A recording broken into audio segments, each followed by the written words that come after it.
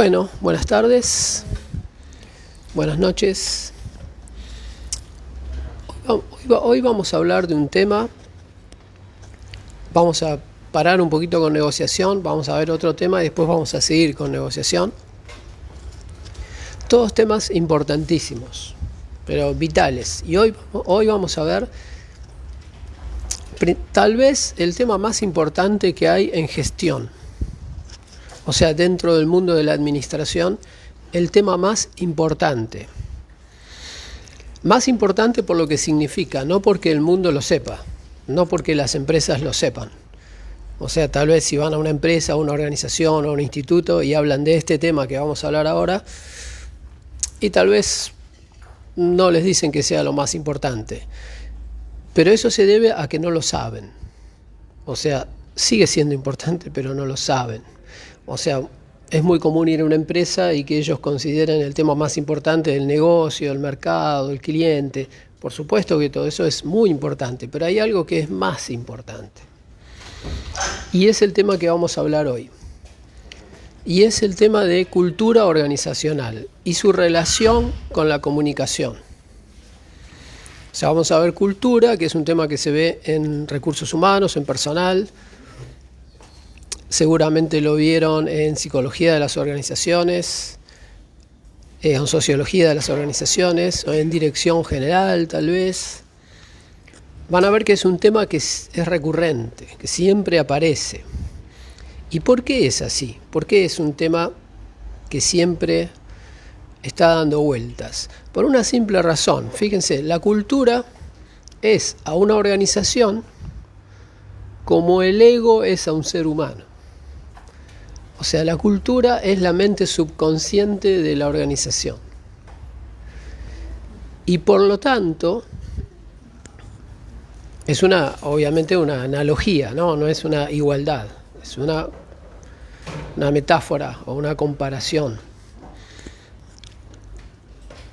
Y como pasan los seres humanos, fíjense, en las personas, todas las conductas de las personas, salvo que la persona sea muy consciente, está determinada por su mente subconsciente, por su ego, por sus hábitos, por su personalidad.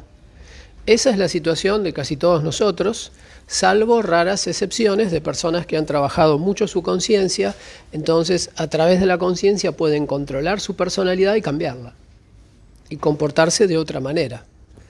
No con el estilo que le fue inculcado por su familia, por la cultura, por el país, por la sociedad, por la televisión, por los medios.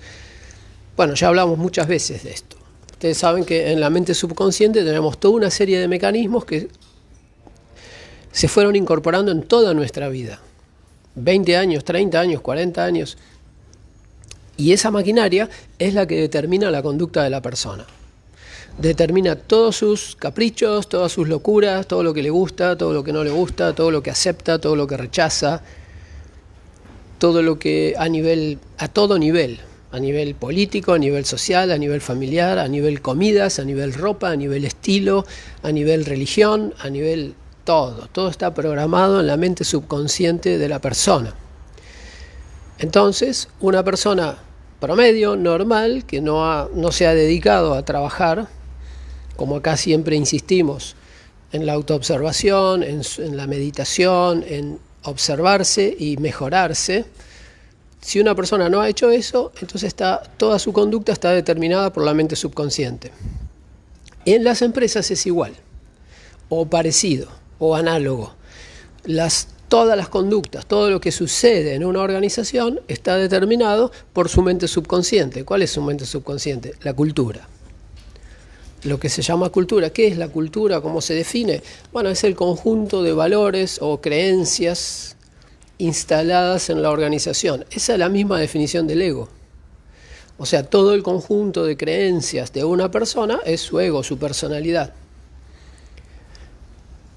Todo el conjunto de creencias de una organización, o mejor dicho, de todas las personas que componen la organización, porque una organización no tiene creencias, no lo puede tener, no es un ser vivo. Ahora, las personas que la componen sí pueden tener creencias. Y normalmente las personas que componen una organización tienen muchas creencias, pero tienen un conjunto de creencias que son comunes o muy parecidas. Y esa es la cultura. Eso es lo que se llama cultura. A las creencias que son compartidas en la organización. Hay organizaciones que se dice que tienen una cultura muy fuerte. ¿Qué significa una cultura fuerte? Tiene creencias muy fuertes y muy compartidas. Todo el mundo las tiene. Ojo, una cultura fuerte no es una virtud, ¿eh? Puede ser un defecto espantoso. Puede ser una virtud, puede ser un defecto, dependiendo de qué tipo de creencias sean, ¿no? Por ejemplo, si una organización tiene instalada la creencia de que el cliente es lo más importante y está instalada con mucha fuerza y está instalada en todos los integrantes de la organización, entonces eso es una ventaja competitiva tremenda. Es una gran virtud de esa organización. Pero hay otras organizaciones que tienen muy instalado otras creencias. Por ejemplo, la creencia de que no hay que trabajar demasiado, por ejemplo. Y la tienen bien instalada y todos. Y que ante el más mínimo inconveniente hay paro o hay protesta o la gente no trabaja. O está instalada muy fuertemente la creencia de que la puntualidad no es algo importante. O sea, las creencias, recuerden, pueden ser muy malas, muy buenas, neutras. La cultura, como concepto, normalmente en la sociedad se considera como algo positivo. Pero es otra acepción de la cultura. Pero está relacionada y es medio peligroso, porque fíjense, si uno le pregunta a cualquier persona qué hay que hacer con la cultura en un país, y te va a decir, ¿qué va a decir la persona? Hagan la prueba, vayan a su casa ahora cuando van a comer y le preguntan a su madre, o a su tío, a su padre, a alguien, la cultura en un país, ¿qué es y qué hay que hacer con ella? Y lo más probable es que hay que protegerla, hay que cuidarla, es nuestra cultura, es nuestra identidad. Son opuestos. La cultura es la personalidad, es lo que nos fue inculcado. Y la identidad es lo que ya vino de fábrica. ¿Se entiende? O sea, la identidad de una persona es el yo. Y la cultura es el ego. La identidad no cambia. ¿Cómo? La identidad no debería cambiar. No te entendí. Que no debería cambiar la identidad porque si no cambia la persona o La identidad no puede cambiar. De hecho, se define a la identidad de una persona o a la identidad de un sistema o a la identidad de una organización como aquello que no cambia. Una organización, si lo piensan bien, no tiene identidad. Porque en realidad todo se puede cambiar. Pero hay ciertas características de las organizaciones que tardan mucho en cambiar. Pueden tardar generaciones. Y a veces se confunde eso con la identidad. Por eso a veces en las organizaciones se confunde la cultura con la identidad. ¿Por qué? Porque a veces la cultura es tan difícil de cambiar, tan fuerte, tan rígida, y se mantiene durante décadas, que el que la mira dice, bueno, esa es la identidad, no cambia. Pero la realidad es que sí puede cambiar. La identidad se define no como algo que no cambia, se define como algo que no puede cambiar, que es imposible de cambiar, que por naturaleza es así. La identidad de un ser humano es lo que hace que sea determinada persona distinta a otra, y ustedes por experiencia sabrán que eso no cambia. Ustedes se miran al espejo ahora y se miraban hace 5 años o hace 10 años, hace 20 años, y se van a mirar dentro de 30 años y van a decir, soy la misma persona. Y fíjense que interesante, porque todo lo demás va a haber cambiado. La forma de vestirse, los hábitos, pelo largo, pelo corto, el cuerpo, más gordo, más flaco, más años, menos años, un niño hasta un adulto o a un anciano, se mira al espejo y en sus ojos ve a la misma persona. Aunque todo lo demás cambiaron sus hábitos, dejó de practicar ciertos deportes, se dedicó a otra cosa, cambió absolutamente todo, su costumbre de vestimenta, sus modas, hasta cambió de partido político, cambió de religión, no sé, cambió de todo, pero la identidad no la puede cambiar. No puede mirarse al espejo y decir, antes era Carlos, ahora soy Francisco, no. El nombre también se puede cambiar, por eso el nombre tampoco es parte de la identidad. Nada es parte de la identidad, solo el yo. Porque todo lo demás es cambiable. Bien, igual ahí me estoy yendo al tema más personal y la idea de hoy es charlar más un poco sobre las organizaciones. la comunicación en las organizaciones y la cultura en las organizaciones y la relación.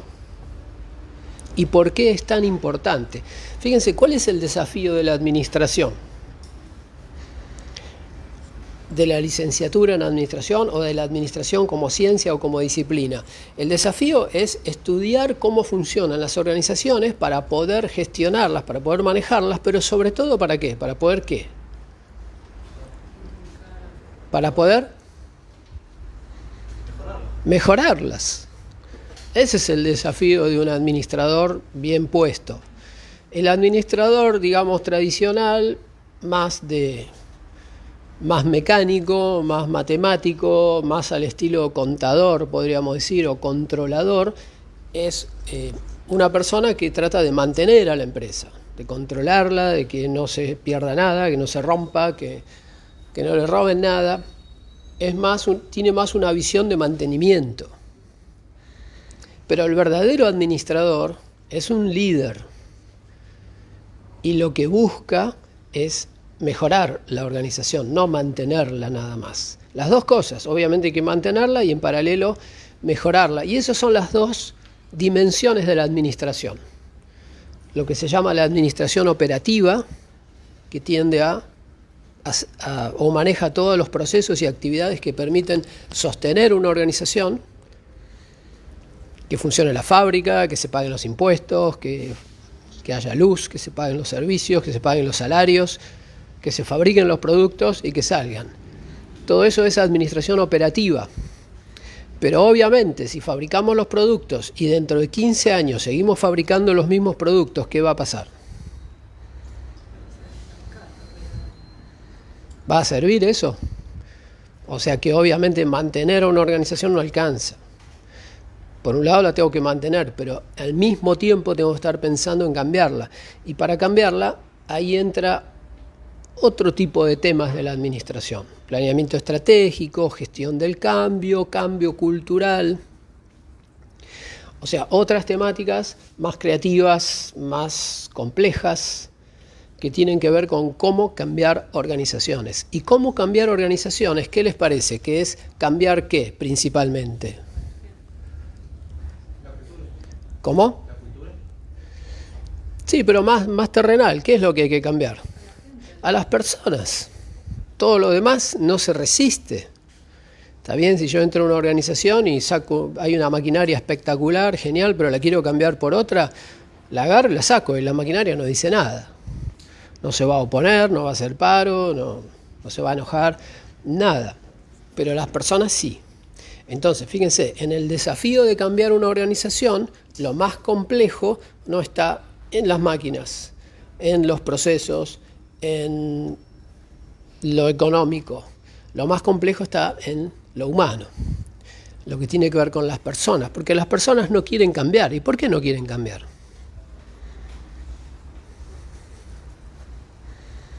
¿Por qué las personas se resisten a cambiar? ¿Cómo? A veces están sufriendo mucho. O sea, hay personas que trabajan, están muy disconformes con todo y sufren, no están en una zona de confort, podríamos decir, pero igual no quieren cambiar. Pero está bien lo que decís, simplemente lo estoy desafiando.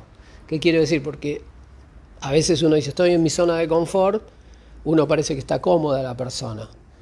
Pero a veces en las organizaciones las personas están muy incómodas, muy peleadoras, muy discutidoras, pero aún así no quieren cambiar. ¿Qué significa eso?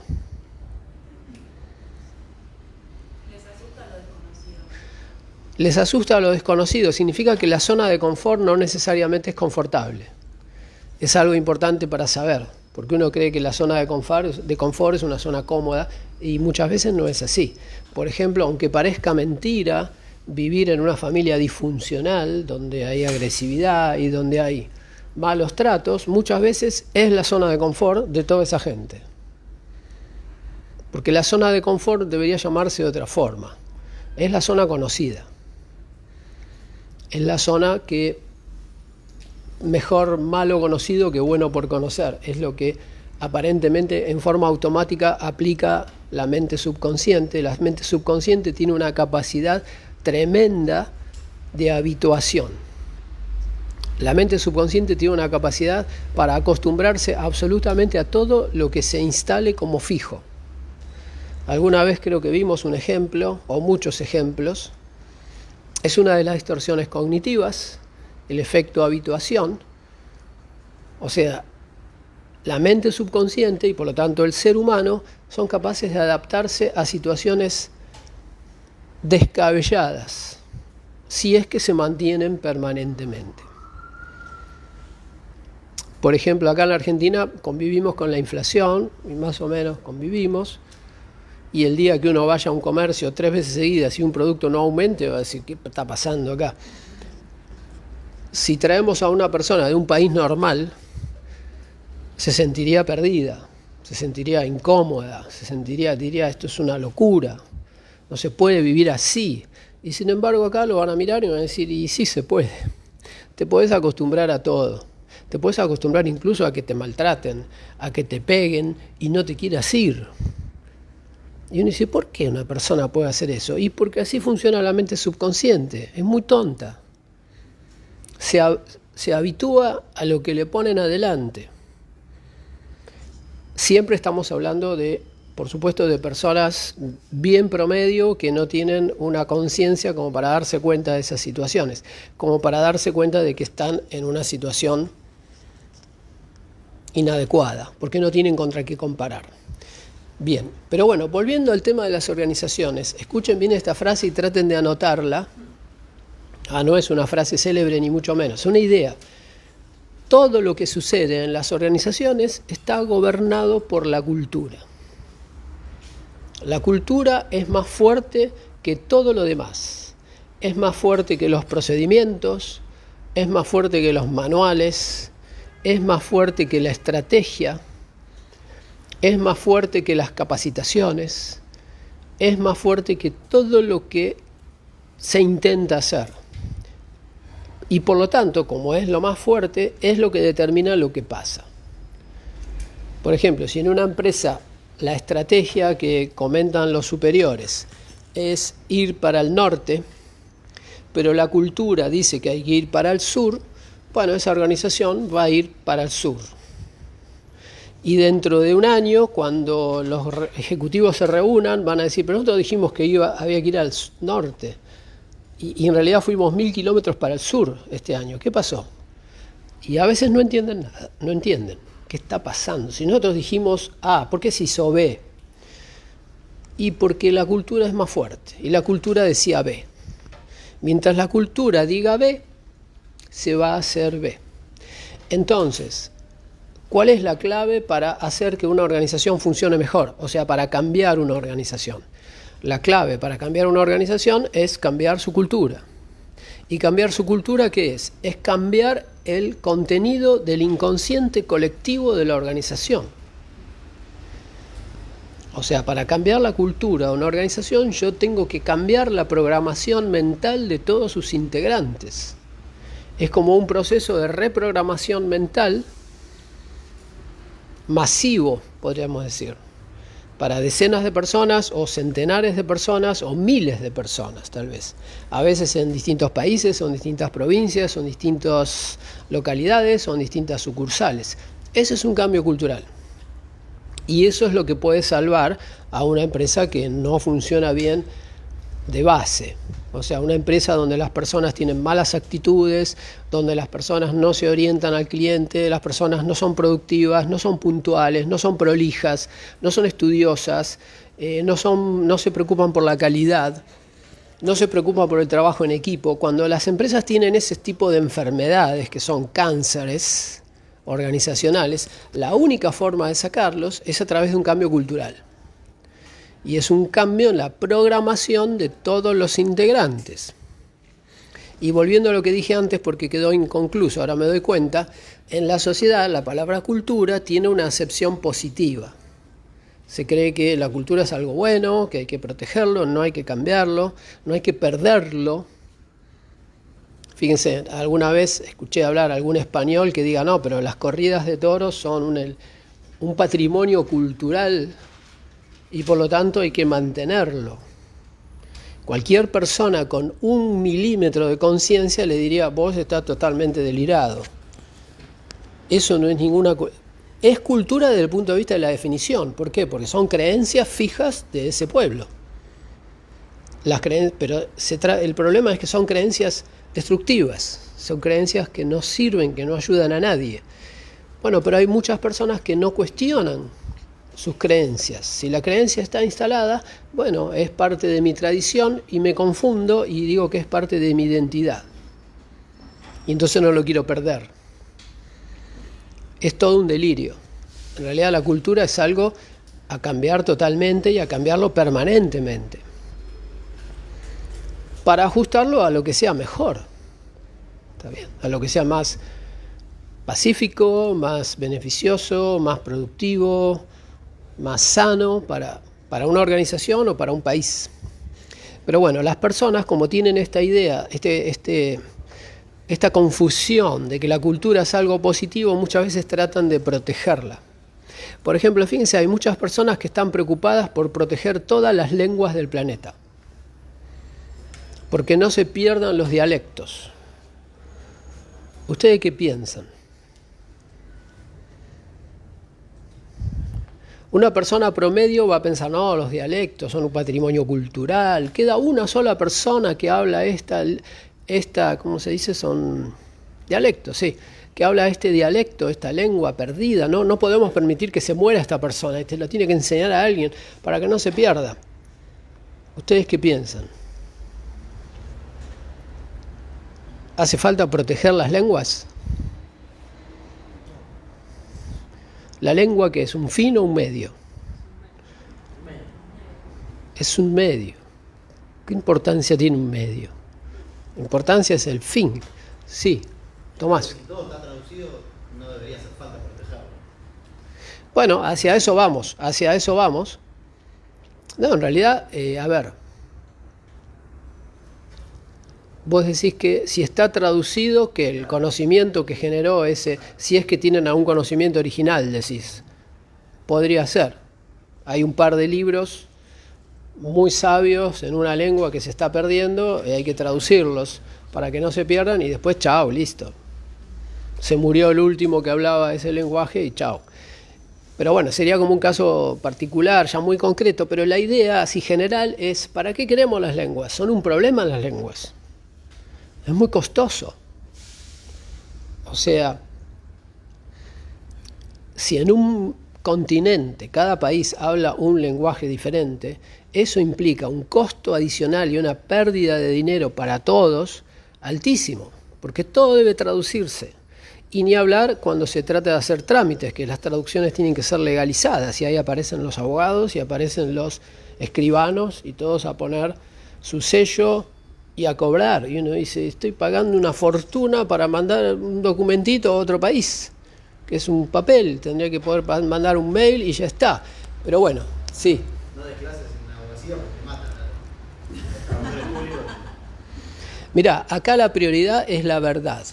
Si a alguien no le gusta, tendremos que tratar de explicarle. Y si le sigue no gustando, bueno, ya sabemos que se trata de una persona que no piensa, que simplemente tiene su subconsciente fijo y ya está. Le enseñaron eso y no puede cambiar otra cosa. Pero bien, la realidad es que las lenguas convendría borrarlas y que haya una lengua. Además, ayudaría a la unión de la gente, a la unión de los países, a la unión de los pueblos, a la unión de oeste con este, occidente con oriente, pero bueno, todavía falta mucho para eso. De todos modos, fíjense que la globalización está yendo en esa dirección. Están desapareciendo lenguas rápidamente. Va a llevar unos cuantos años, pero sí, ahora con la tecnología, en cualquier momento van a aparecer unos auriculares que a vos te van a hablar en cualquier idioma y vos vas a entender en el tuyo. Pero es riesgoso eso, porque el traductor no sabe si te está traduciendo la verdad o si te está haciendo una traducción retocada, ¿no? Bien, me estoy yendo de tema. Pero bueno, está todo relacionado. Entonces, lo más importante en la administración es aprender a cambiar organizaciones. Eso tiene toda la lógica, ¿no? O sea, si yo soy un buen administrador, un buen líder, un buen gerente, lo que tengo que saber hacer es cambiar organizaciones. Si yo solamente las sé mantener y pagar las cuentas y que insistirle al personal para dale, trabajar, o sea, para que todo siga su curso, eso es como muy básico. Es terrenal, pedestre. La verdadera habilidad de un buen administrador, de un buen gerente, es entrar a una empresa donde todo funciona mal y sacarla funcionando bien. Y para lograr eso, a nivel profundo, lo que tiene que hacer es cambiar los hábitos de la gente, porque eso es lo que arruina a las empresas. Tal vez un gerente dice, bueno, yo entro a esta empresa y la mejoro cambiando el sistema informático. Pero ¿qué pasa si cambio el sistema informático pero no cambio las actitudes de las personas? ¿Cómo va a ser la mejora? No sé si nula, pero no va a ser una mejora radical, va a ser una mejora apenas. Es más, a lo mejor ni siquiera es mejora, porque si yo no trabajo con la gente probablemente no acepte el sistema informático nuevo, no lo utilice bien, cometa errores, se resiste a usarlo porque prefería el anterior, obviamente, porque así es la mente subconsciente, aquello que se le programó no lo puede soltar. Y al final yo tal vez me compro un sistema informático nuevo, pago una fortuna y la empresa no mejora nada. Y esto muchos gerentes en las organizaciones no lo saben. Entonces intentan mejorar, no sé, cambiando las oficinas, mudándome a un mejor edificio, comprando un sistema informático, implementando un sistema informático, cambiando los manuales, cambiando los procesos, pero en su definición teórica, no los procesos en cómo la gente trabaja. Hacemos los procedimientos, certificamos ISO 9000, no sé, hacen cosas, pero ¿saben qué? Todo el mundo sigue trabajando igual. Porque lo que gobierna a las personas es su mente subconsciente y la programación que ahí está instalada. Y la única forma de hacer que las personas trabajen mejor es modificar esa programación. Y la pregunta es, ¿cómo se modifica esa programación? Empecemos un paso antes. ¿Cómo se generó esa programación? Eso ya lo saben. Por actos repetidos, digamos. ¿Cómo se generó en la vida de una persona su programación subconsciente? Cosas que fue aprendiendo, que fueron pidiendo, que fueron experimentando, viendo, viviendo. Fue aprendiendo, seguro, eso se llama aprender, pero ¿cómo fue el aprendizaje? ¿A qué se debió? ¿A qué se debió que una persona incorpore cierta programación y por eso tiene cierta personalidad y otra persona incorporó otra programación y por eso tiene otra personalidad? La influencia en la infancia, del entorno, los padres, los medios, la escuela, los maestros, la maestra, las revistas, los juegos, los compañeros, el barrio, el país, la situación del entorno en esa ciudad o lo que sea, eso le generó una programación y eso ya es parte de su cultura. Ahora, cuando una persona entra a una organización, ya viene con un bagaje cultural. Es bastante típico, fíjense que las organizaciones cuando hacen la selección, elijan personas como similares a su cultura. Está bien, si yo soy entrevistador, yo trabajo en esta empresa, entonces tengo la cultura de la empresa. Y cuando viene un candidato con una cultura muy diferente, no me cierra. Entonces, casi naturalmente, automáticamente, aunque yo no quiera como entrevistador, voy a preferir los que ya tienen una programación cultural parecida a la que ya está en la organización. Y eso va a funcionar como un filtro automático. ¿Qué significa? Que la cultura de la organización se va a reforzar. Porque toda persona que contratamos, más o menos, es un clon de nuestra cultura. ¿Está bien? Y la persona ingresa, y obviamente no tiene la cultura exacta de la organización, pero más o menos es compatible y por eso ingresa. Y cuando ingresa, ¿qué pasa? ¿Qué agrega a su mente subconsciente? Como nuevas programaciones, porque recuerden, toda experiencia va generando nuevas programaciones. La persona ya trae programaciones de toda la vida, pero ahora entra a una mega organización y ¿qué programaciones va a agregar? ¿Y cuáles son las de la empresa? Las que saque de dónde. ¿De dónde va a copiar la persona? Le van a dar a leer el manual de ética, por ejemplo, o el manual de procedimientos del área. Lo va a leer. ¿De ahí va a sacar la programación? No. ¿De dónde la va a sacar? De sus pares y de sus jefes. ¿Y principalmente de quién? ¿De sus pares o de sus jefes? ¿De sus pares? Bueno, es interesante para discutir. Algunos empleados priorizan un poco más a sus pares, pero son personas que no están muy interesadas en crecer. Pero las personas que están interesadas en crecer, ¿de dónde van a sacar el modelo? De sus superiores. O sea, miran a los superiores y dicen, uy, acá los superiores juegan al truco, listo, me tengo que comprar un mazo de cartas, tengo que aprender a jugar. ¿Y qué hacen acá los superiores? Y pierden el tiempo. Bueno, yo también tengo que perder el tiempo, entonces. ¿Y qué hacen los superiores? Si no toman café, toman té. Ah, bueno, voy a tener que empezar a tomar té. Estoy caricaturizando el fenómeno, pero es así. Los superiores juegan al tenis. Raqueta. El domingo voy me compro raqueta. ¿Cómo? Anotarse en el torneo. A jugar al tenis, porque tengo que de alguna forma mimetizarme con los superiores. ¿Por qué? ¿Por qué copio la conducta de los superiores?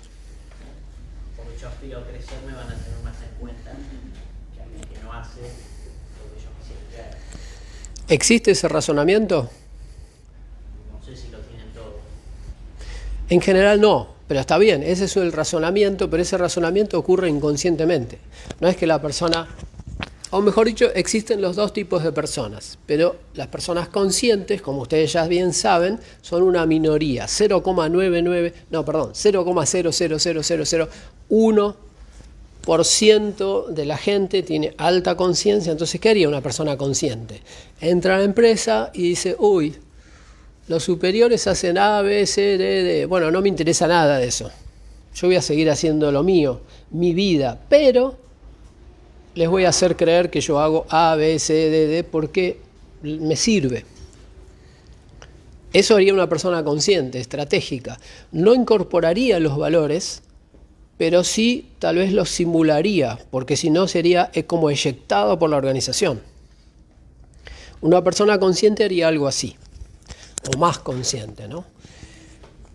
Ahora, la persona típica no consciente no puede hacer ese razonamiento, no puede partirse en dos y decir, yo tengo mis valores que no tienen nada que ver con esta organización, pero de la boca para afuera me voy a adaptar porque eso me conviene, porque no me queda otra además. Porque si a mi jefe le gusta, no sé, le encanta el café y yo detesto el café, yo no puedo ir a mi jefe y decirle, señor, ¿por qué toma tanto café que hace mal? Porque eso significa que yo voy a empezar a quedar afuera de la historia, ¿se entiende?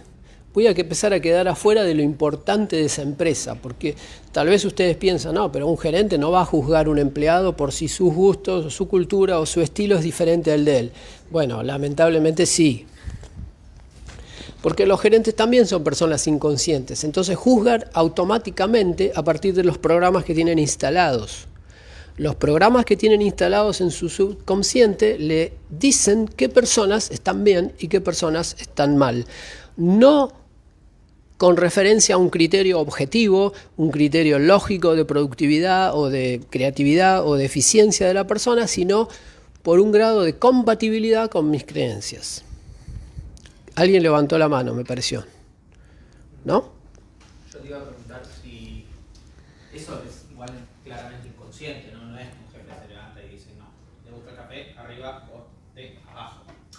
A ver, estás haciendo a grosso modo, asumo, pero hay cosas que... Todo es inconsciente. Que por ahí son más conscientes y otras inconscientes. Casi todo es inconsciente lo que pasa en el mundo. Casi todo. Porque si no, fíjate, si en el mundo hubiera 1 milímetro de conciencia, no habría guerras, no habría delincuencia, no habría secuestros, no habría asesinatos, no habría venganzas, no habría robos, no habría estafas. Si hubiera 1 milímetro de conciencia, una persona con 1 milímetro de conciencia es incapaz de cometer un acto no ético.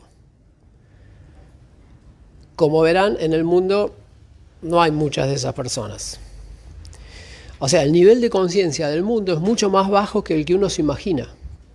Porque lo que vemos en el mundo muchas veces son personas inteligentes, pero no personas conscientes. Una persona inteligente puede hacer algo no ético. Una pequeña tramoya por aquí, otra pequeña tramoya por allá para ganar más dinero, una inversión medio no ética por acá, otra inversión no ética por acá. Ese es el mundo. Si una persona se vuelve consciente, ya no puede hacer eso. Como todo eso sigue funcionando a full, obviamente la conclusión es muy simple. El mundo está casi totalmente inconsciente. Entonces todo está gobernado por las creencias y los programas fijados en la mente subconsciente. Casi todo lo que hace una persona sale de ahí. Entonces, si ustedes están a cargo de una organización y quieren mejorar lo que hace la gente, no hay otro camino que trabajar sobre su mente subconsciente.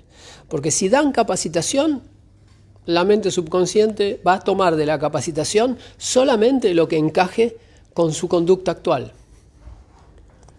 Por ejemplo, si una persona está, no sé, haciendo algo medio no ético, malversando fondos y le damos una capacitación en Excel, bueno, va a usar el Excel para malversar más. O sea, va a acomodar todo a los valores que ya tiene instalados. Y dice, pero yo quiero que dejen de malversar, que la gente trabaje honestamente. Bueno, entonces no es capacitación eso. Eso es cambio cultural. Por supuesto, se estarán dando cuenta que lo que hace falta en la Argentina es un cambio cultural. No es un tema de capacitación, ni un tema económico, ni de préstamos, ni de FMI, ni de inversiones, ni de nada. Lo que hace falta en la Argentina es un cambio cultural. Y habrán visto que no se habla mucho de eso. Todo el mundo dice, no, falta un plan económico. El plan económico no resuelve el problema de la Argentina. No digo que no haga falta, sí hace falta. Pero lo que más hace falta es un plan de cambio cultural. Porque el problema que tiene la Argentina son los hábitos de los argentinos. Ese es el problema de la Argentina. Y cualquier cosa que arregles, todos esos hábitos lo rompen. Le encuentran la vuelta para seguir rompiéndolo. Entonces, siempre, y piensen, esto es la esencia de la carrera que ustedes estudian. Si ustedes están a cargo de una organización, que es el lugar desde donde uno aplica administración, o sea, están gerenciando una organización completa o un área importante de una organización, su principal desafío es ir a un funcionamiento superior. Y para ir a un funcionamiento superior hay que cambiar las conductas de las personas. Y para cambiar las conductas de las personas le tenemos que cambiar la cabeza. Cambiar la cabeza significa cambiar sus creencias subconscientes, que son, fíjense, creencias que las mismas personas, no saben que tienen. Fíjense qué cosa tan compleja y sutil. También yo tengo que generar acciones para que las personas cambien creencias que ni ellos mismos saben que tienen. ¿Y cómo cambias el inconsciente? Bueno, eso estábamos razonando. ¿Cómo se cambió originalmente el inconsciente? Dijimos por la influencia de los padres, o sea, de una figura de autoridad. Yo soy nada y una figura de autoridad me programa la cabeza. Mi papá me programa, mi mamá, mi tío, mis abuelos, incluso personajes de televisión que yo les doy autoridad, son personajes famosos, me programan. Cuando entro, eso ya me programa toda mi vida. Cuando entro a trabajar a la organización, otra vez el mismo fenómeno. Miro las figuras de autoridad, el gerente de finanzas, el presidente, el dueño. Veo sus conductas y eso me programa. Me agrega otra capa a mi cultura. Como una cultura adicional, que es la cultura de la organización. Yo lo que tenía era la cultura del país o de un grupo del país que le vino bien a esa empresa, por eso me contrataron, pero esa empresa me agrega otra capa cultural. Y si esa empresa, no sé, habla mucho de la seguridad, como puede ser una empresa industrial, se me va a incorporar el valor de la seguridad. Y me voy a volver medio fanático de que todo esté... Que no pueda haber accidentes. Incluso esa cultura, si la incorporo bien, la voy a llevar a mi casa. Y después de 2 o 3 meses que trabajo en esa empresa, voy a ir a mi casa y mis propios parientes no me van a reconocer. Van a decir, ¿qué te pasa que estás tan fanatizado con la computación o con que los cables estén bien? Antes te daba lo mismo. Bueno, me cambiaron la cabeza. Ese es el proceso. Entonces, si ahora queremos... Esta persona ingresó a la organización está funcionando, pero está funcionando mal. Si un líder quiere cambiar a la organización, ¿qué tiene que hacer?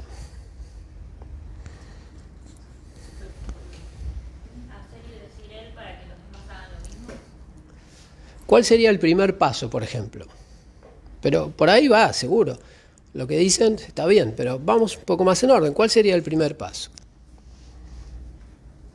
El primer paso para cambiar una organización. ¿Cómo? Hacer un diagnóstico y detectar qué es lo que quiero cambiar. Hablar con la gente. A ver, ¿hace falta el diagnóstico? Primero, el diagnóstico hace falta para entender qué está pasando hoy. Pero digamos que un gerente inteligente ese diagnóstico lo tiene ya de memoria, pero se podría hacer un relevamiento cultural, pero en realidad es un relevamiento de conductas que se ven todos los días, con lo cual un gerente un poco avispado ya lo sabe. Ya sabe que ese problema es falta de orientación al cliente, falta de prolijidad, falta de controles, falta de ética, falta de honestidad, falta de puntualidad, falta de un montón de conductas que hacen falta. Entonces el problema es medio obvio, pero se puede hacer un estudio para ver cuáles son las principales fallas de conducta. Pero es un poco superfluo, porque es como si en mi casa me preguntaran, che, ¿tus hijos qué tendrían que mejorar? Voy a hacer un estudio. Voy a llamar a un consultor, ¿qué? No es diferente, es lo mismo. Es lo mismo. Yo conozco muy bien a mis hijos, no necesito que venga un especialista para decirme que mi hijo tiene problemas de atención o le falta aprender matemáticas o no le gusta estudiar. Lo sé, vivo con él. En las empresas es muy similar, o sea, los problemas profundos y principales, los gerentes los conocen, salvo que el gerente sea muy inconsciente. Y si el gerente es muy inconsciente, olvídense, no puede cambiar nada. Es parte del problema. O sea, es parte de la maquinaria, tiene la misma cultura que le bajó a la gente, comparten la cultura, esa cultura puede ser buena, mediana u horrible, pueden ser que se estén matando o haciendo todo mal y con una ineficiencia tremenda, pero ese gerente no lo puede cambiar, porque en realidad él provocó eso. Para que un gerente pueda cambiar la cultura de una organización, necesita tener un nivel de conciencia un poco por encima de la cultura instalada, como para que él pueda mirar la cultura y decir, esta cultura no va. La persona común nunca dice, mi cultura no va. ¿Entiendes? O sea, es muy raro que una persona diga, no, yo vivo en Argentina, tengo un montón de costumbres que son típicas de la Argentina y son un desastre, las quiero cambiar. Yo quiero ser de otra nacionalidad. O quiero ser como la gente de otro país, no quiero ser como la gente de acá porque no funciona. No se van a encontrar con mucha gente así. La mayoría de la gente está enamorada de su propia cultura, incluso aunque su cultura sea el trap, no sé, y la barra brava de no sé dónde. Aunque esa sea su cultura, esta es mi cultura. Es mi identidad, ¿se entiende? Es como algo sagrado, confundidamente sagrado para las personas.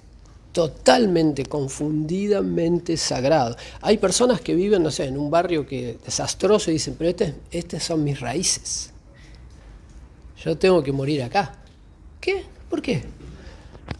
Yo me podría ir de acá, pero yo no puedo dejar mis raíces, el barro, la falta de luz, la mugre y la falta de salud. No la puedo dejar. Son mis orígenes, es mi tradición. Bueno, ese es el fenómeno de la cultura. Es muy peligroso, porque puede hacer que una persona que puede progresar no progrese, porque está enamorado de su desastre, porque le dijeron que eso es algo muy importante. Bien, y aparte porque se le viene inculcando desde muy chico y ya la persona lo confunde con su esencia. La cultura no es la esencia, la cultura es el ego. ¿Es el ego organizacional o el ego individual? Es un conjunto de capas que se montaron sobre la esencia. La esencia es correcta, pero la cultura que se le pega arriba puede ser cualquiera. Fíjense, hay países orientales, no sé, donde la cultura le enseñó a la gente que a la mujer tiene que estar sometida, o que incluso en algunos países más primitivos todavía, no sé si existe todavía, pero las mujeres tienen que ser mutiladas. Y está perfecto.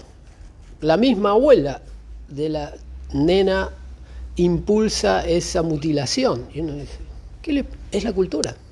Somos así, es nuestro pueblo, respétennos. Y uno dice, no, sí, es tu cultura, es verdad, pero es tu error, es una cultura errónea. ¿Cuál es la mejor cultura? Haciendo analogía con una persona. La no cultura. La mejor cultura es la no cultura. ¿Qué pasaría entre los países, los pueblos, las tribus, las regiones, si no hubiera cultura? ¿Qué pasaría? No hubiera nada. ¿Cómo? No hubiera fronteras, no hubiera nada. ¿Para qué vas a definir fronteras si no hay cultura? ¿Cómo no habría nada? ¿Cómo seríamos? Seríamos todos iguales, seríamos todos. Verías un brasilero y dirías, no, es igual. O a un chileno, o a un porteño, o provinciano, todo igual. Todos con las mismas ideas que serían muy básicas de sentido común. Ideas del yo superior, de unidad, de ayudarse mutuamente, del sentido común, lógica, no de competencia. Cuando aparece la cultura, aparece la competencia. Bien, entonces, volviendo a la pregunta esencial que conecta con la materia. La persona adquirió cierta cultura por la influencia de personajes de autoridad en la infancia. Sí. No, que me queda una duda. ¿Identidad vendría a ser lo mismo que la esencia? Sí. Lo que pasa es que la esencia es un concepto amplio. Se entiende por esencia la parte más importante de algo. ¿Y cuál es la parte más importante de un ser humano? ¿El ego? No, ya sé, por eso, el ego no es, el cuerpo no es, la mente no es, porque todo eso es cambiante. Lo más importante de un ser humano es su esencia, es su identidad, que es lo que no cambia y que es lo único que le pertenece en realidad, lo único que lo caracteriza. O sea, yo soy una persona y ustedes son otra persona porque tenemos identidades diferentes. Todo lo demás podría ser igual. O podría ser totalmente distinto, no importa. Nuestras identidades son diferentes, pero a la vez son iguales. ¿Se entiende eso? Es como si yo tengo 2 hojas de cuaderno en blanco. Fíjense, una persona totalmente culturizada es como una hoja en blanco toda escrita. Entonces, acá no se puede escribir más. Soy así. ¿Te gusta o no te gusta? Es así. Puede estar escrito todo prolijo o escrito todo rayado, pero está tapado, no hay lugar para más. Si sacamos todo lo que está escrito, queda la esencia, que es la hoja en blanco, y esa es la identidad. Y si tenemos otra hoja en blanco al lado, ¿cómo son las 2 hojas en blanco? ¿Son iguales o son distintas? ¿Son únicas? ¿Son diferentes? ¿Son 2 hojas distintas? ¿O son la misma hoja? ¿Cómo son? Son dos hojas distintas, pero son iguales.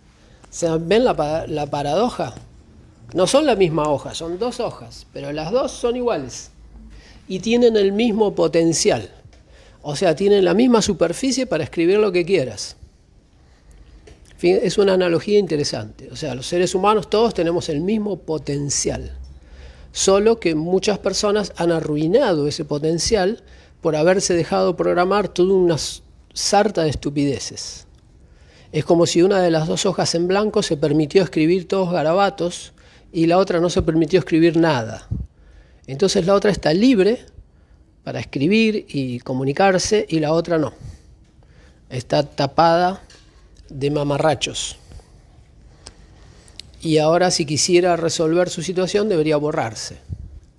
Y borrar todo lo que tiene escrito es el equivalente a deconstruir el ego. O sea, desarmar las creencias, a borrar las creencias que me fueron inculcadas. Que eso es lo que haría una persona muy inteligente, que hizo clic. Pero casi no hay. Espero que sean ustedes. Y que todos ustedes lo hagan. Eso es lo que hay que hacer. Para eso está llamado el ser humano, pero casi nadie lo hace. La mayoría de las personas simplemente continúan toda su vida con todas esas creencias hasta la expiración. ¿Está bien? Hasta el sepelio, podríamos decir. Bien, entonces, volvemos a la pregunta esencial. Ustedes son gerentes, detectan que la cultura instalada en la organización no sirve y que hay que cambiarla, o mejor dicho, que hay que cambiar muchas cosas en la organización y saben que el motor esencial del cambio es la cultura, entonces dicen, vamos a cambiar la cultura. ¿Y cómo se haría? ¿O cuál sería el mecanismo básico? Después vemos paso por paso. Pero ¿cuál sería el mecanismo esencial del cambio cultural en una organización? ¿Quién lo puede hacer y cómo?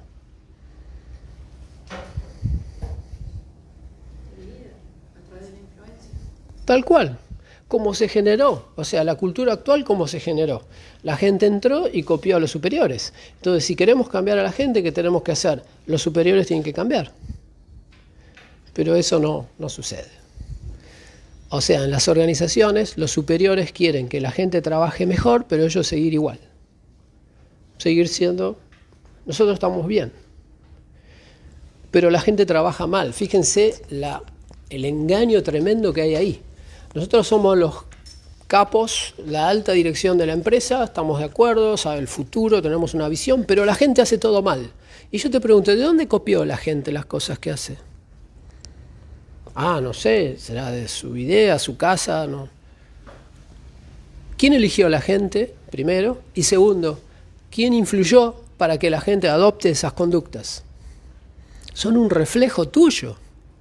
Hacen lo mismo que vos.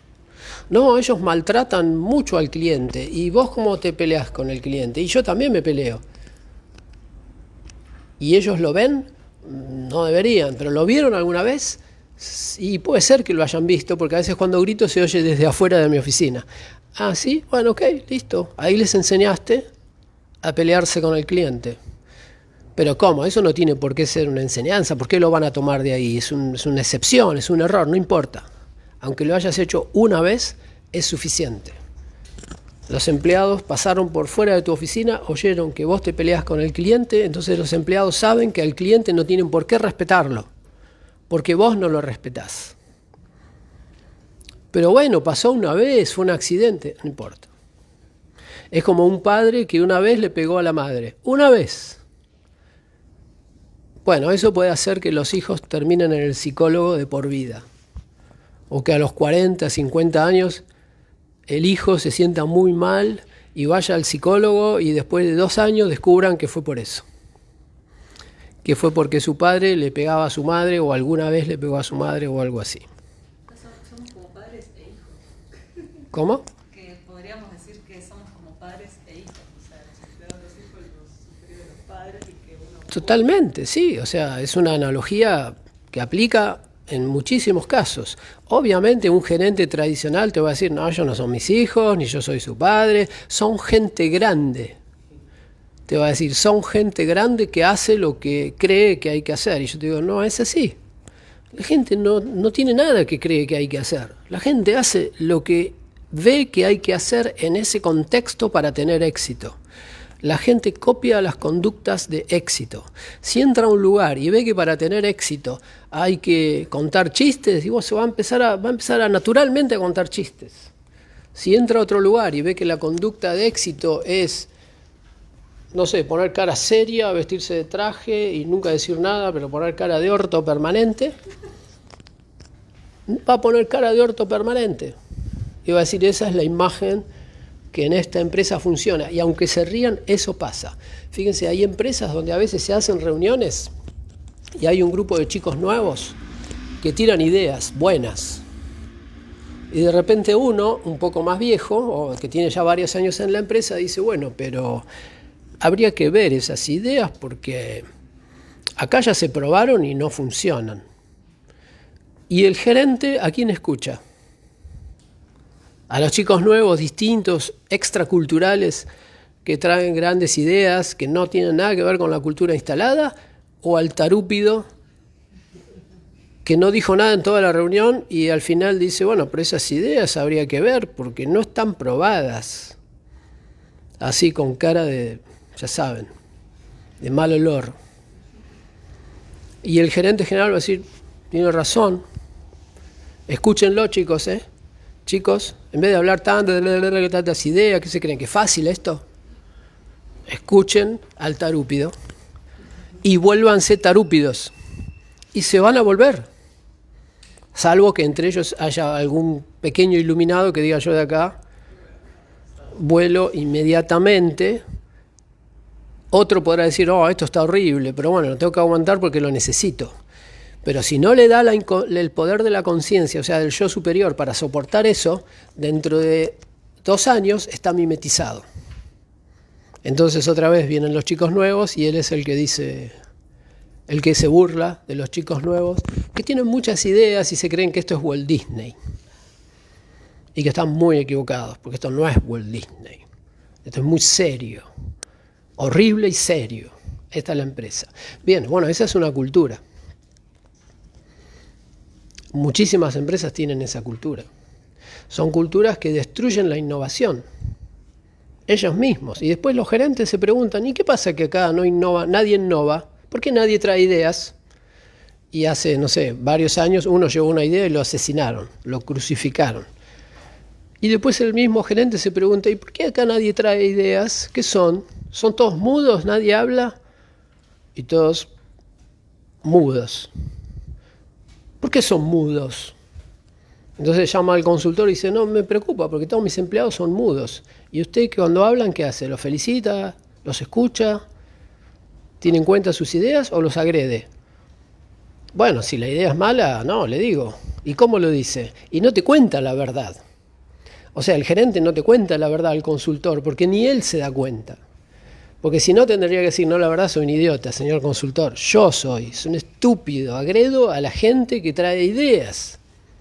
Y el consultor le va a decir, bueno, señor, no se preocupe, eso lo podemos resolver. Si usted lo reconoce. Pero la mayoría de los superiores, de los gerentes, no lo reconocen. No van a decir, soy un idiota que genera una cultura desastrosa en la organización. ¿A través de qué? A través de mi comunicación. O sea, la comunicación de los superiores es lo que puede cambiar la cultura en una organización. Pero, ¿qué les parece a ustedes? ¿Cómo es la comunicación de los superiores en las organizaciones? ¿Cómo es?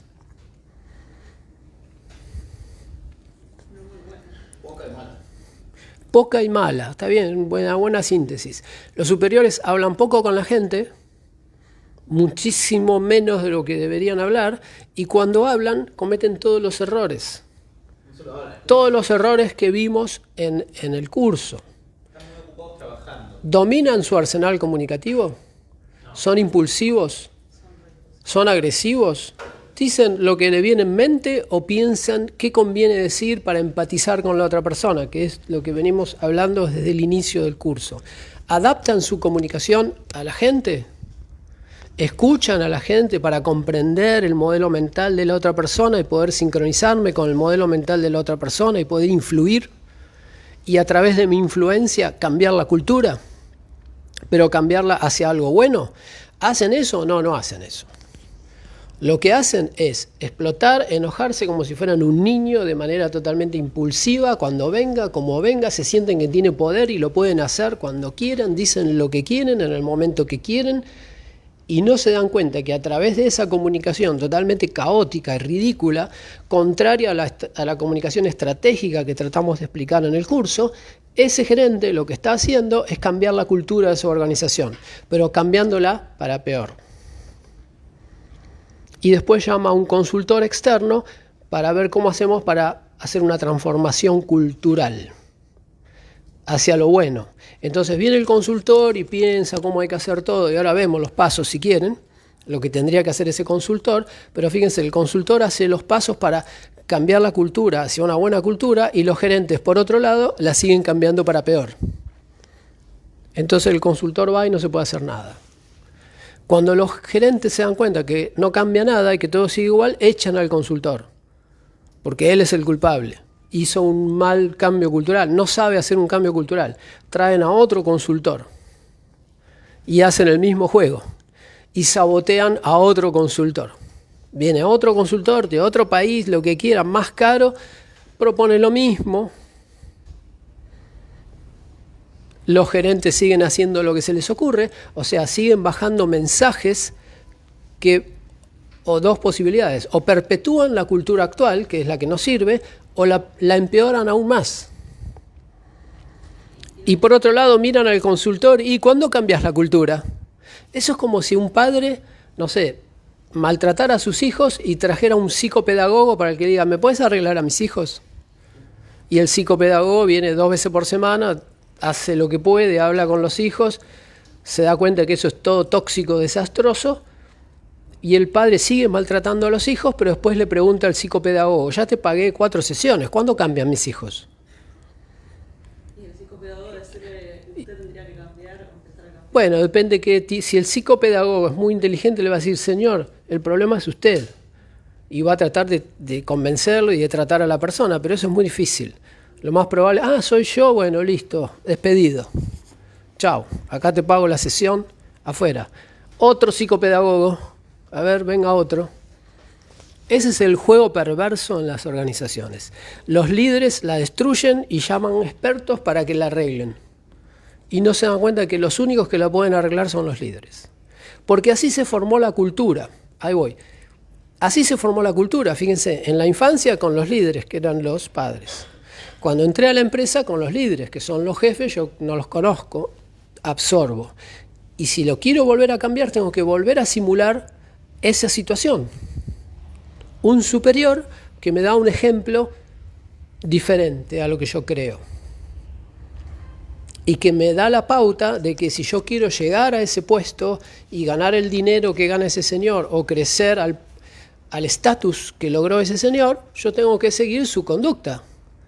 Y si la conducta de ese señor está alineada a la cultura deseada, entonces yo voy a adoptar la cultura deseada. Y ese es un cambio cultural. Lo que quiero transmitirles, y ahora vamos a la interacción, a la pregunta, es que la herramienta para cambiar la cultura de una organización es la comunicación de los líderes. O sea que si todos los líderes entendieran lo que ustedes están estudiando y lo aplicaran a su gente, podrían cambiar la cultura. Y por otro lado, la otra idea esencial es que la cultura es la fuerza más poderosa en una organización. Y si no cambiamos la cultura, es como inútil cambiar cualquier otra cosa. Porque imaginen, una cultura que está mal es como que un edificio se está incendiando. Y uno dice, ¿tiene sentido un edificio que se está incendiando cambiarle los picaportes? No, vamos a pintarlo. Vamos a ponerlo más lindo, pero pará, se está incendiando. Bueno, eso, no sé, negación. No lo veo. Vamos a cambiar los pizarrones, vamos a cambiar las lamparitas, vamos a traer proyectores nuevos y se está incendiando. Y todo eso que estamos haciendo es un derroche total. Porque en realidad lo que hay que hacer es apagar el incendio. Y apagar el incendio es cambiar la cultura. Sí, perdón. Sí, me es fácil ver cómo la cultura se va transmitiendo de líderes a liderados, pero en organizaciones chicas, ¿cómo haces? En organizaciones grandes, multinacionales, que tenés en Hong Kong, Inglaterra, Estados Unidos, el organigrama es un lío, y ¿qué tenés? Muchas subculturas, depende del gerente que tengas en Argentina, y no sé, el gerente de Argentina aprende de Estados Unidos. Sí, tal cual. Bien, sí, en una organización compleja normalmente hay subculturas, pero hay un estrato de cultura común. Por ejemplo, McDonald's hace mucha fuerza para que todos los McDonald's de todo el mundo sean parecidos. Y para eso hacen mucho trabajo cultural. Y hay un estilo parecido. O sea, si vos entras a un McDonald's en otro país, no te encontrás en algo totalmente distinto. Es bastante parecido. Hasta en los errores y en los aciertos. O sea, se ha logrado instalar una cultura global. Es verdad que hay subculturas regionales, por país, por sucursal a veces. Y además, a veces hay subculturas por área de negocio.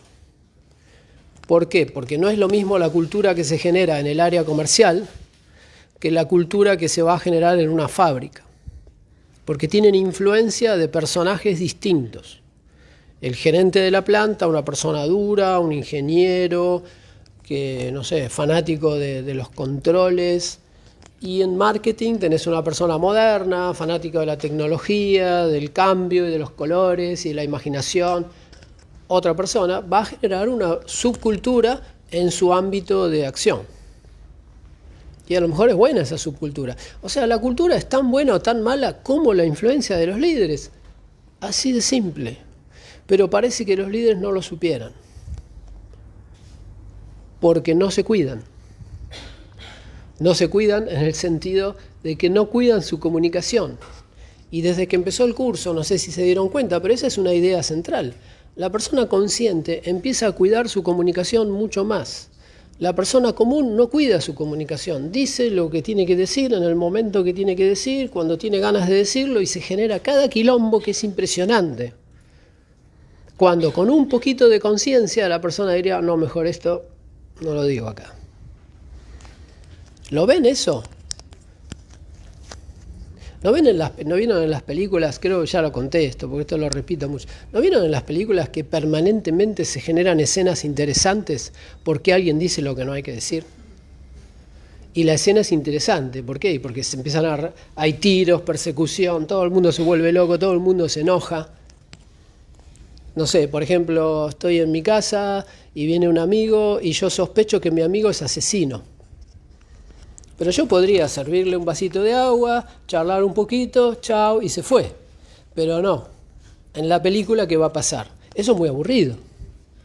Viene el asesino, se sienta, hola, sí, ¿cómo estás? ¿Todo bien? Vasito de agua, ah, bueno, ¿y tu familia? ¿Todo bien? Chao, chao, y se va. Y esa escena, ¿qué Oscar va a ganar? Ninguno. Yo necesito que la gente se vuelva loca.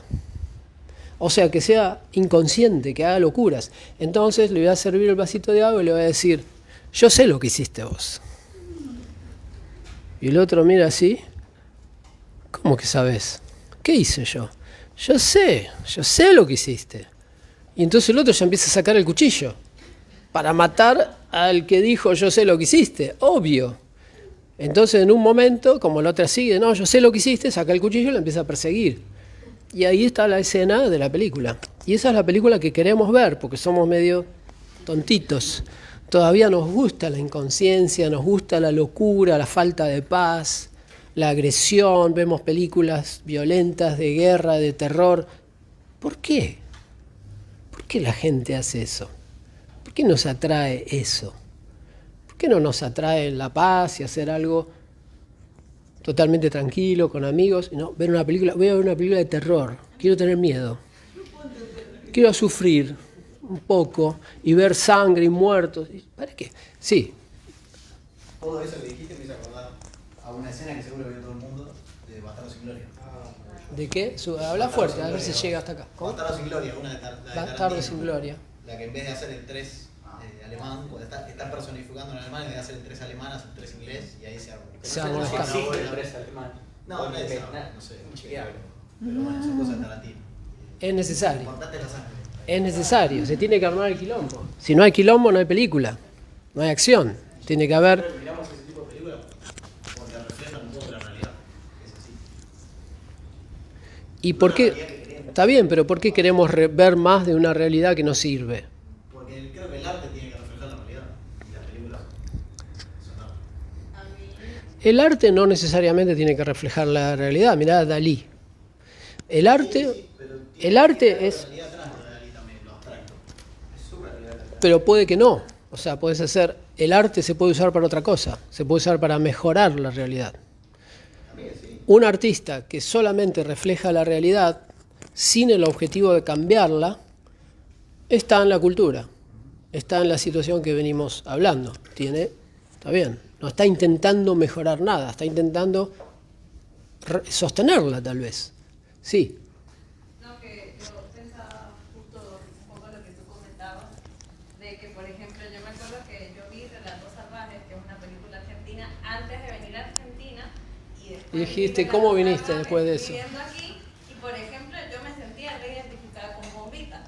Todos los trámites, que yo quería prender fuego todo. O sea, yo veía la película y digo, ahora la entiendo, pero claro, la vi viviendo en otro país, con otra cultura, otra realidad y no entendía Dijo, no nada. debe ser así. Claro, no debe ser así. Pero no es así en tu país. ¿No es así en tu país? Y vino a chequear. No tenía que hacer tantos papeles. Ah, ok. Fue la primera vez que tuviste que hacer muchos papeles. Bien. Bueno, sí, la cultura del trámite complicado es un aspecto de la cultura argentina. Cuando uno tiene que hacer un trámite acá, tiene miedo. Porque dice, uy, tengo que ir al ANSES. ¡Ay, Dios! Y uno diría, tendría que ser algo agradable. Voy, saludo a alguien. Hola, ¿cómo está? Bueno, ¿qué hay que hacer? Ah, se olvidó un papel. No se preocupe. Lo podemos resolver. No. Te olvidaste un papel. Es como que se congelan las caras. Y llaman gente. Dicen, se olvidó un papel. Se olvidó un documento. Mírenlo. Pónganle la cara de que se olvidó, y vos te sentís como la última basura, y encima te agarra esa trauma de que la próxima vez me voy a olvidar otro papel. Es como cuando uno rinde un examen y falla 3 veces y después dice, ahora tengo que dar de vuelta con el mismo profesor. Bueno, acá hacer un trámite es parecido. Bien, entonces, volviendo a la esencia del mensaje de hoy, yo quería conectar comunicación organizacional, comunicación interna, que es el tema que van a leer ahora del apunte, pero de manera muy simple. Acá estamos viendo un aspecto de comunicación interna más profundo. La comunicación de los líderes es el principal elemento de la comunicación interna en una organización. Y saben que los líderes no lo saben. Entonces fíjense el combo que se genera ahí. La combinación que se genera ahí. O sea, lo que más influye sobre el funcionamiento de una organización es la oratoria de los líderes. Pero los líderes no son conscientes de esto. Entonces, su oratoria dice cualquier cosa. Entonces, las organizaciones, ¿qué hacen? Cualquier cosa. Pero los líderes, por otro lado, piensan, pero yo ya presenté un plan. O hice una vez una presentación de los objetivos. Claro, un día comunicaron algo correcto, una vez, 1 minuto, pero después todo el resto de la vida cotidiana en esa empresa se la pasaron comunicando otras cosas.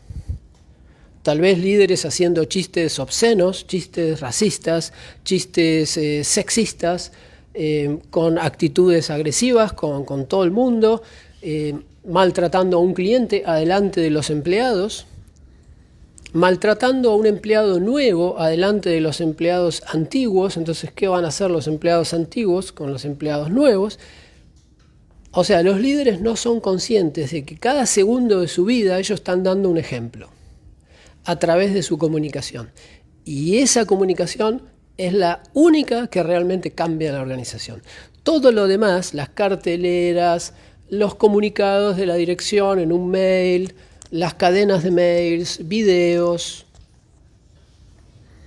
carteleras digitales con grandes pantallas, no sé, reportes, folletos, folletería, cartelería. Vieron que a veces en las empresas uno va caminando y en la pared dice vamos al cambio 2025, y uno mira el cartel y a lo mejor se le enciende, qué bueno, cambio 20, y después se da vuelta y viene el jefe y le insulta otra cosa, le vomita encima. Entonces después mira el cartel y dice, ¿para qué pegarán eso? Lo prendo fuego, lo rompo, me lo robo, lo quemo. O sea, tal parece que los gerentes en las empresas todavía no se dieron cuenta de que no hay ninguna acción comunicacional, ni de capacitación, ni de nada que tenga más fuerza que lo que ellos dicen. Y encima lo que ellos dicen hay algo que tiene más fuerza todavía que ¿qué es? Lo que ellos hacen. Que en realidad, desde el criterio de este curso, lo que ellos hacen y lo que ellos dicen es comunicación, porque lo que hacen es comunicación no verbal. Y lo que dicen es comunicación verbal. Y lo que escriben es comunicación verbal escrita. Todo lo que vemos de un superior es comunicación. Y eso es lo que genera la cultura de la organización, y la cultura de la organización genera todo lo que va a suceder en esa organización. Pero fíjense el juego perverso que se produce. Los líderes generan comunicación a partir de ¿dónde? ¿De su mente consciente o de su mente inconsciente? 99.999 de las veces a partir de su mente inconsciente. Generan malos ejemplos, maltrato, errores, malos hábitos, los transmiten. Pero si viene de la mente inconsciente, ¿qué significa? ¿Que los líderes saben de eso? ¿Saben que lo están haciendo o no? No son conscientes de que están dando un mal ejemplo. Entonces, un poquito de conciencia tienen. Entonces, cuando están en ese poquito de conciencia, piensan, no, los objetivos estratégicos son A, B, C. Ahí se subieron a la conciencia, durante un minuto, un día. Entonces llaman a todos los empleados y les dicen, los objetivos prioritarios son A, B, C. ¿Entendieron bien, no? Hay que hacer A, B, C. Y todo el mundo, sí, claro. Terminó la reunión, que duró media hora, y yo vuelvo a hacer el de siempre, inconsciente otra vez. Entonces una persona viene y me dice, no, pero señor, hay que cumplir los objetivos. Bueno, pero yo no te pago para pensar a vos. Yo no te pago para pensar, vos hacés lo que yo te digo. Bueno, pero usted dijo los objetivos, cállese. No me quiera demostrar que estoy equivocado, porque eso es lo peor que me podés hacer a una persona inconsciente. Al ego, lo peor que le puede pasar es que alguien sea tan inteligente como para demostrarle que está equivocado. Se vuelve una fiera, se transforma en una fiera vengativa. ¿Está bien? Porque es como un animal. El ego es como un animal, como algo muy primitivo que busca su supervivencia, que no soporta nada diferente a lo que ya cree y que es capaz de asesinar al que lo quiere cambiar. Así es el ego. Hay personas que lo tienen muy fuerte el ego y son asesinos. Otros los tenemos más moderado y somos tontos, pero no tanto. Bien. ¿Cómo estamos de hora? 10:25. Bueno, ¿algún comentario, pregunta? ¿Cerró lo que quería decir? O sea, ¿el mensaje está? ¿Sí? Lo que no está, ¿saben qué es? El mate. No está, ni estuvo, ni se vio, ni por asomo. Bien, fíjense que siempre dijimos, no, qué importante la comunicación, es lo más importante que hay. Bueno, esto que vimos hoy también, pero está relacionado. Recuerden, hoy podríamos decir que si alguien tiene un conocimiento de estos temas, pero bien, no solamente teórico, sino también práctico y lo puede aplicar, les podría decir que están un años luz por arriba de la gerencia de las organizaciones, hasta de los gerentes casi más experimentados. O sea, los gerentes más avanzados en las organizaciones no están al tanto. ¿Qué pasó? Sí, ¿qué pasó? ¿Qué me olvidé? Si tengo cartuchera o no. Bueno. Fíjense, parece mentira, pero ustedes si hablan con gerentes, tal vez alguno no, obviamente siempre hay excepción, pero la mayoría de los gerentes de las empresas y buenas empresas y altos gerentes o gerentes de alto nivel, esto que estamos hablando no tienen claro. No son conscientes de que con su comunicación ellos están formateando a la empresa, con su comunicación inconsciente. Y con su comunicación consciente, que es chiquitita, dicen, no, yo quiero este objetivo, esta estrategia, quiero que la empresa mejore así, así, así, quiero una linda cultura, eso con la mente consciente. Y con la mente subconsciente, que es 1.000.000 de veces más poderosa, dicen todo lo contrario. Y se lo dicen a su gente. Entonces, no sé si llegan a ver el chiste, porque es, con una parte de mi mente yo quiero mejorar a la empresa, con la mente consciente. Y hasta desarrollé objetivos y llamé a un consultor y armamos un plan estratégico. Pero con todo el resto de mi mente subconsciente, que es la parte emocional, instintiva, impulsiva, yo continuamente le digo a la gente cosas que van en contra del propio plan estratégico que yo diseñé con un consultor. Entonces yo estoy saboteando el plan estratégico que yo mismo generé. Es una enfermedad, es una locura, es de manicomio. Bueno, pero eso está pasando en casi todas las empresas. Yo como consultor, fíjense, voy y hablo con los gerentes y le digo, ¿usted qué es lo que quiere? No, yo quiero mejorar la atención al cliente, la calidad, los procesos. Y en el medio de la reunión entra un empleado y lo insulta y lo echa. ¿No ve que estoy ocupado? Y se va. Y yo lo sigo escuchando, no, yo quiero mejorar el trabajo en equipo, yo quiero mejorar la colaboración, quiero mejorar el clima laboral. Entra la secretaria, ¿usted qué quiere? ¿No le pedí 2 cafés acá para el señor invitado? Ah, traiga café. Bueno, como te decía, yo quiero mejorar, yo quiero una empresa, una familia, una empresa de primer mundo. Bueno, listo, flaco, anda al psicólogo, porque tu mente tiene 2 partes. Una entiende algo y la otra está enferma. Pero la enferma te domina.